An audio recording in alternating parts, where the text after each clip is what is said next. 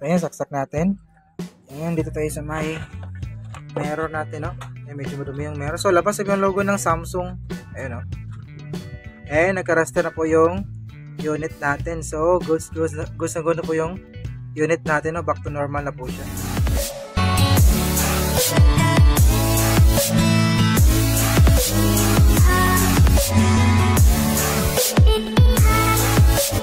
So ayan, magandang araw sa inyo lahat mga ka-Tekno. Welcome back sa ating munting channel, and for today's video meron tayong gagawin, bali isang Samsung 43 inches, no. Din yung problema nito, walang picture, okay naman yung backlight, no.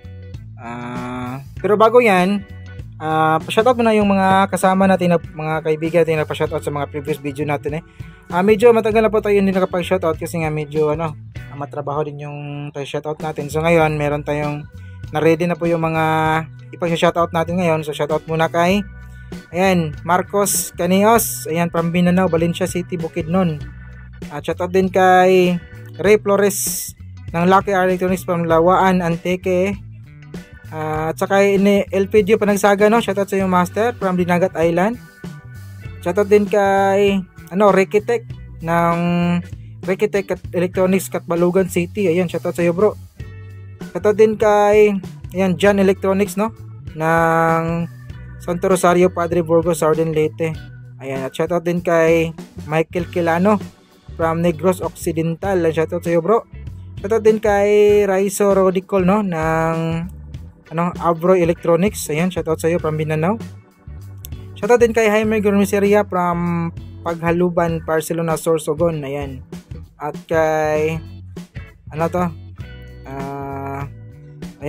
kang Angela Spilimbergo from Mindanao, Mindoro pala, Mindoro, Labuhan, Chess Electronics. So shoutout sa iyo. At kay Ben Sanchez, no? Shoutout sa iyo, bro. Salamat sa lagi panonood. At kay Ernie Tamarce ng ATD Cebu City. Ayan, at kay Salde Montoya from Davao Oriental. Ayan, yun lang. At sa mga kagrupo natin, mga electronics technician, no? Shoutout sa inyo lahat, mga master. So ito yung unit natin. Bali yung problema nito is yun nga, wala siyang picture pero meron siyang backlight. So saksak natin, no? Ayan. Saksak natin. So ito sa may mirror natin. Ayan, no? Bukas yung backlight pero wala po siyang picture.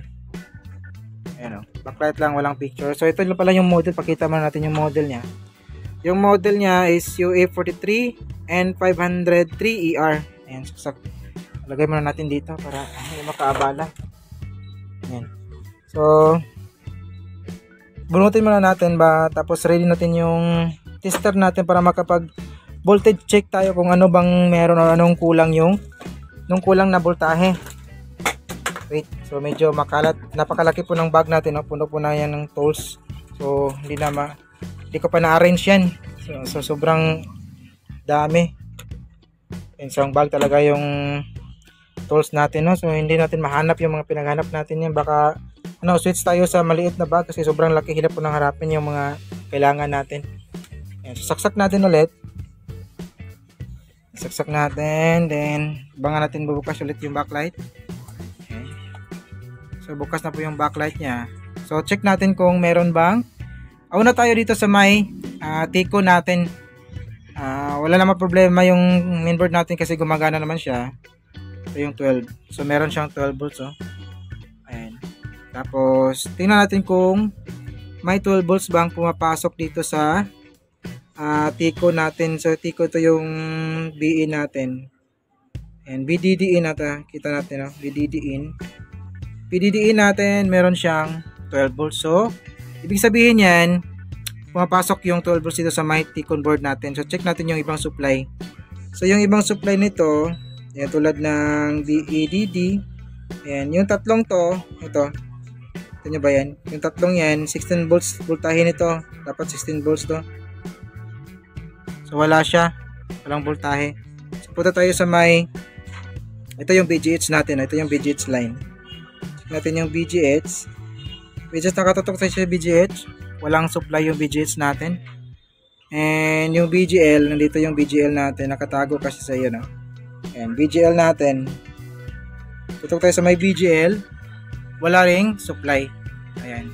So hindi po nag-oscillate yung ating Ticon board kahit na may voltahe or may supply na pumapasok, no? So anong gagawin natin? Yan, unplug muna natin yung plug niya. Tapos isa-isahin natin yung paghang nito. Ayan. Yan. So hang natin yung right side. Hindi, right side kasi naka ano to eh. Pag nakaharap yung unit natin, right side sa. So ito nakatalikod siya, so left side. Left side muna tayo.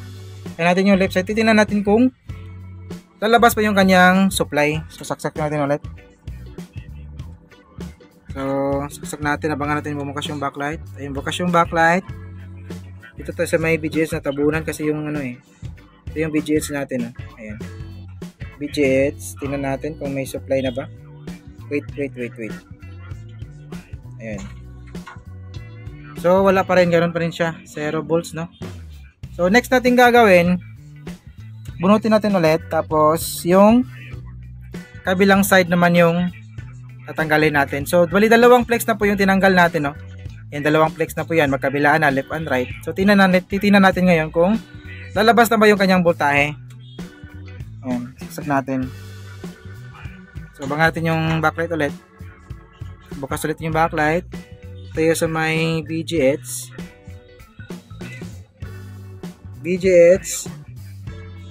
So wala pa ring supply yung BGH natin. So walang supply yung BGH natin kung andun pa yung BIN natin or BDD in. So meron naman, andun pa rin, no? 12 volts. So big sabihin nito, tinanggal natin yung left and right niya. Hindi pa rin mapapalabas natin yung supply tulad ng BGL, BGH, BDD at EBDD, no? So meron kasing nag-comment sa video natin, may ginawa ko nito dati, panel issue siya. So sabi ng isang technician or hindi ko lang technician bro or customer natin na may alam din siya siguro technician yun. Sabi niya hindi na mapapalabas yung supply or hindi na mag-oscillate yung T-con board natin na ganito kapag wala yung kabilang side kasi meron daw tong feedback na kinakailangan doon sa kanyang panel. So yun yung sasagutin natin ngayon sa video na to kung talaga bang meron tong feedback yung ganitong T-con. Ayan. So kasi sa tingin ko base na rin sa mga experience natin, yung may feedback lang na kinakailangan sa kanyang panel para mag fully operated yung T-con natin is yung circuit na merong BIN, HBIN. From BIN or tulad nito BDD in, meron ba siyang papasukan na switch transistor o switch IC na feedback na kinakailangan na galing sa may left and right bago niya papalabasin yung HBIN na magsusupply sa may level shifter or DC-DC. So dito wala naman tayong makikitang HBIN dito sa kanyang top board, no? Hindi, sa kanyang T-con board. So yun yung sasagutin natin ngayon sa video na to. Kasi ako sa experience ko, kahit wala yung kabilang side, kapag normal yung yung T-con natin, lalabas talaga yung kanyang kalahati. So ngayon kahit tinanggal mo yung kabila, wala siya. Tapos tinanggal natin yung dalawa, wala pa ring supply na lumalabas. Sabihin yan, posible na yung T-con board natin yung may problema. So yun nga, medyo kinapos kasi tayo sa oras. Bala ko sanang i-troubleshoot ng masinsinan. Ang problema lang is meron tayong maraming gagawin pa. Kailangan to ng oras yung matrabaho kasi to. So gagawin natin ngayon para masagot natin yung sabi ng isang nag-comment sa video natin na kailangan na to ng feedback. So hindi daw to makapag-oscillate kapag wala yung kabila. So masasagot natin ngayon yan sa video na to, no? So meron tayong spare dito. Asan na yun? Ayan, no? Ito, meron tayong spare isang T-con board galing sa rin natin sa isang Samsung, no? Yung problema is yung mainboard. So hihiramin muna natin to. Hindi ko rin sure kung okay ba to kasi nga hindi gumagana yung mainboard, hindi siya nagpa-power on yung unit na to. So hindi ko rin ma-assure kung okay ba yung panel nito. Basta kakabit natin ngayon dito to at titingnan natin kung makakaroon ba siya ng display at meron ba itong supply. So kapag mayroong supply na lalabas dito tapos mag-display yung unit natin, sabihin confirm na T-con board yung problema. So saglit lang, ikakabit ko lang to, no? So saglit. So ayan, ikabit na po natin yung itong T-con natin na spare, no? Tapos ito naman yung dito galing sa may board natin, sa may unit natin, no? So saksak natin to, titingnan natin kung makapag-display yung unit natin. So saksak natin, and so dito na tayo sa my screen. Ayun, oh, kita nyo, labas na po yung logo ng Samsung at meron na ring raster, oh. Ayun, so confirm po tayo na yung T-Convert talaga yung problema. So nung mapalitan natin ng bagong T-Convert, hindi bago kasi si Canon, galing din sa spare natin, galing sa isang unit, no? Ayan. So gumana na po siya at yun nga, nagka-raster na yung unit natin. So confirm na T-Convert yung problema. Ito yung problema. Ayan. So gusto ko sana itong i-troubleshoot, pero wait na lang, sandali lang, siguro kapag may vacant time tayo, yung wala tayong trabaho na kailangan madaliin, no? So medyo matrabaho kasi to, kailangan ng mahabang oras. So ngayon, para masagot natin yung comment doon sa ating video na hindi daw to magdi-display yung hindi daw mag-oscillate yung Tico na to kapag wala yung kabilang side, kasi meron nga tong feedback galing doon sa kanyang panel left and right. So kapag nawala yung left, or it's either left or right, hindi ito mag-oscillate o ma-operate yung Tico natin kasi kulang siya ng feedback, no? So kasi meron din nakalagay dito, ayan, oh. Tingnan nyo. Yun, oh. Feed. So parang feedback siya, feedback left. At dito, meron din siyang feed R. Ayan, so feedback right. So titingnan natin ngayon. Masasagot natin yung mga katanungan natin sa video na to. So bunutin ko muna. Ayan. Then tatanggalin natin yung left side natin na VAP na side ng panel. Titingnan natin kung hindi ba magdi-display or magpo-protect ba yung circuit natin sa may Tico na to. So ayan, nakahang na po yung left side natin. So saksak natin to. Saksak natin. So may mirror ulit. Ayun. 'Di ba? Kahit wala yung left side, kahit wala yung kabilang side, makakapag-display pa rin yung kalahati niya. So ibig sabihin yan, walang feedback na kinakailangan yung ganitong T-Con na inaantay sa kanyang left or right bago siya mag-proliferated or mag-oscillate. So kahit wala yung left niya, kahit wala yung lahat yung left and right niya, mapapalabas pa rin yan yung voltahe. Kasi wala nga siyang feedback na kinakailangan o kinukuha na inaantay sa galing sa may panel. So yun yan, nasagot na po yung tanong or yung pagdududa natin, no? Ayan. So gagawin natin ngayon, check natin yung voltahe niya. Ayan. Hindi, babalik ko lang muna tong yung ribbon natin. Ito, sa may puntang left. So hindi natin tatanggalin tong right side natin kasi kung kahit wala yan, mag-oscillate pa rin, mag-proliferated pa rin yung Tico natin kapag normal. Yun.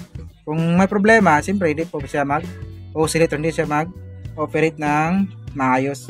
So tanggalin ko na. So note, dapat siya, tuwing magtanggal kabit kayo ng ribbon na to, lagi na pong pinapaalala natin sa mga video natin, dapat na naka off yung unit, no? So balik ko naman muna to. Ayan.